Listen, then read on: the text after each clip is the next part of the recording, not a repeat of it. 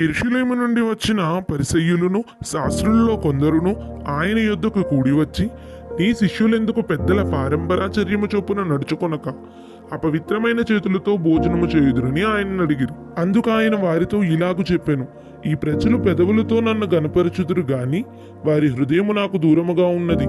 వారు మానవులు కల్పించిన పద్ధతులు దేవోపదేశములని బోధించుచు నన్ను వ్యర్థముగా ఆరాధించుదురు అని వ్రాయబడినట్లు వేషధారులైన మిమ్మును గూర్చియే యెషయా ప్రవచించినది సరియే. మీరు దేవుని ఆజ్ఞను విడిచిపెట్టి మనుషుల పారంపరాచర్యమును గైకొనుచున్నారు. నా మాట వినిగ్రహించుడి. వెలుపల నుండి లోపలికి పోయి మనుష్యుని అపవిత్రునిగా చేయగలిగినది ఏదీయూ లేదు గాని లోపలి నుండి బయలు వెళ్ళునవే మనుష్యుని అపవిత్రునిగా చేయనను. ఈ ఉపమాన భావం ఏమిటో అని మీరు కూడా శిష్యుల వలె ఎదురు చూస్తున్నారా?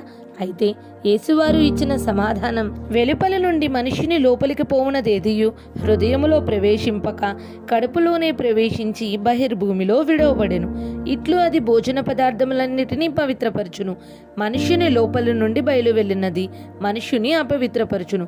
లోపలి నుండి అనగా మనుషుల హృదయములో నుండి దురాలోచనలను, జారత్వములను, దొంగతనములను, నరహత్యలను, వ్యభిచారములను, లోభములను, చెడుతనములను, కృత్రిమమును, కామ వికారమును, మత్సరమును, దేవదూషణయు, అహంభావమును, అవివేకమును వచ్చును. ఈ చెడ్డవన్నీ లోపలి నుండియే బయలు వెళ్ళి మనుష్యుని అపవిత్రపరచునని ఆయన చెప్పెను. దేవుడు హృదయాన్ని పరిశోధించువాడు.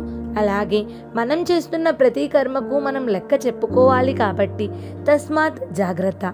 ఈ వీడియో నచ్చితే లైక్ చేయండి, షేర్ చేయండి, ఖచ్చితంగా సబ్స్క్రైబ్ అవ్వండి.